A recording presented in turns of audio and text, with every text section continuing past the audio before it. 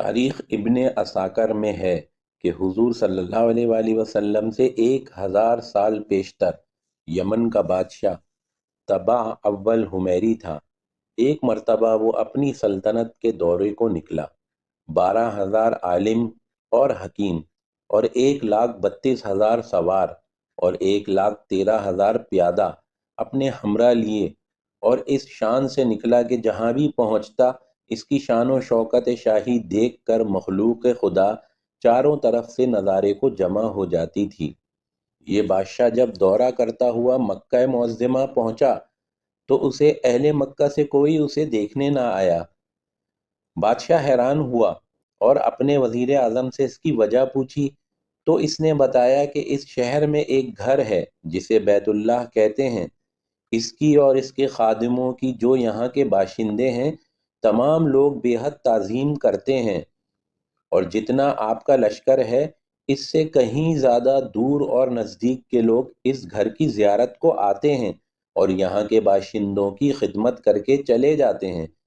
پھر آپ کا شکر ان کے خیال میں کیوں آئے؟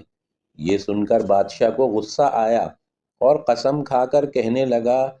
کہ میں اس گھر کو کھدوا دوں گا اور یہاں کے باشندوں کو قتل کرا دوں گا۔ یہ کہنا تھا کہ بادشاہ کے ناک، منہ اور آنکھوں سے خون بہنا شروع ہو گیا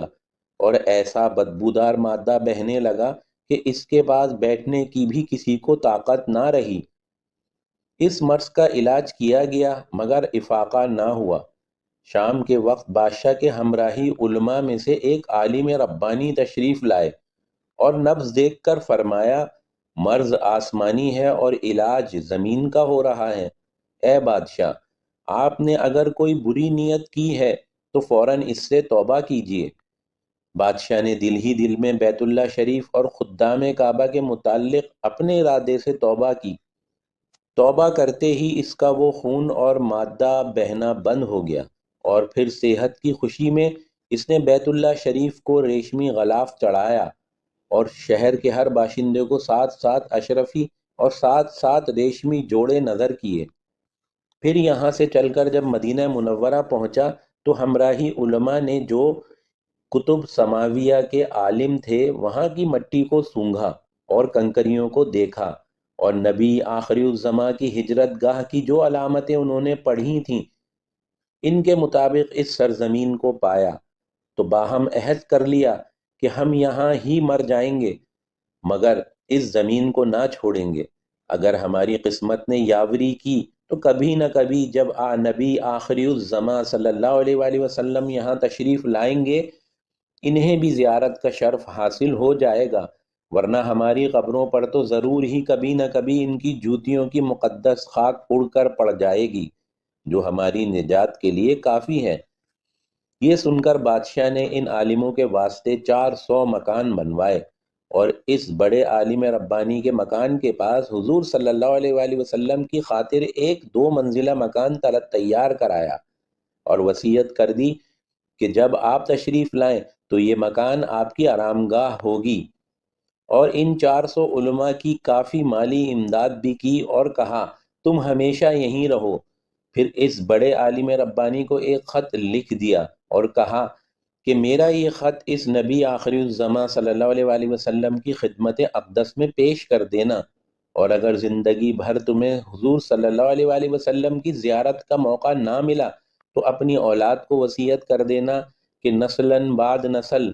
میرا یہ خط محفوظ رکھیں حتیٰ کہ نبی صلی اللہ علیہ وآلہ وسلم کی خدمت میں پیش کیا جائے۔ یہ کہہ کر بادشاہ وہاں سے چل دیا۔ وہ خط نبی کریم صلی اللہ علیہ وآلہ وسلم کی خدمت میں 1000 سال بعد پیش ہوا۔ کیسے ہوا اور خط میں کیا لکھا تھا سنیے اور عظمت مصطفیٰ صلی اللہ علیہ وآلہ وسلم کا اعتراف فرمائیے۔ خط کا مضمون یہ تھا، کم ترین مخلوق طبع اول حمیری کی طرف سے شفیع المذنبین سید المرسلین محمد الرسول اللہ صلی اللہ علیہ وآلہ وسلم، اما بعد،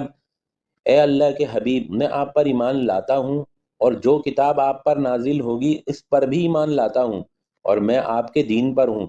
اگر مجھے آپ کی زیارت کا موقع مل گیا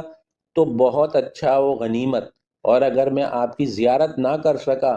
تو میری شفاعت فرمانا اور قیامت کے روز مجھے فراموش نہ کرنا۔ میں ان کی پہلی امت میں سے ہوں اور آپ کے ساتھ آپ کی آمد سے پہلے ہی بیعت کرتا ہوں۔ میں گواہی دیتا ہوں کہ اللہ ایک ہے اور آپ اس کے سچے رسول ہیں۔ شاہ یمن کا یہ خط نسلاً بعد نسل ان 400 علماء کے اندر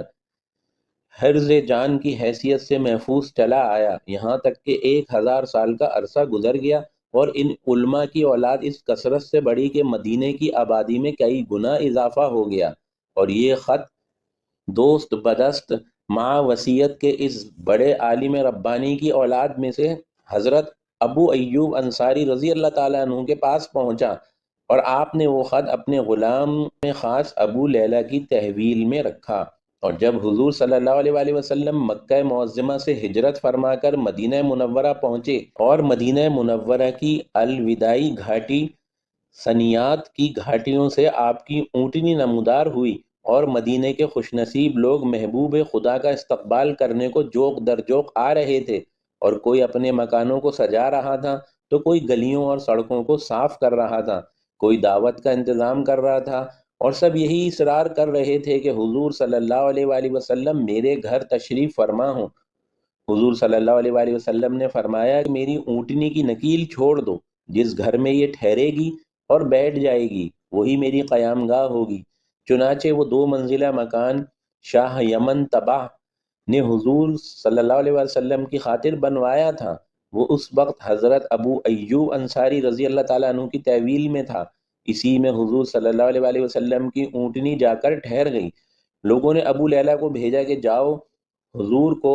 شاہ یمن طبع کا خط دے آؤ۔ جب ابو لیلہ حاضر ہوا تو حضور صلی اللہ علیہ وسلم نے اسے دیکھتے ہی فرمایا، تو ابو لیلہ ہے؟ یہ سن کر ابو لیلہ حیران ہو گیا۔ حضور صلی اللہ علیہ وسلم نے پھر فرمایا، میں محمد الرسول اللہ ہوں، شاہ یمن کا جو میرا خط تمہارے پاس ہے لاؤ،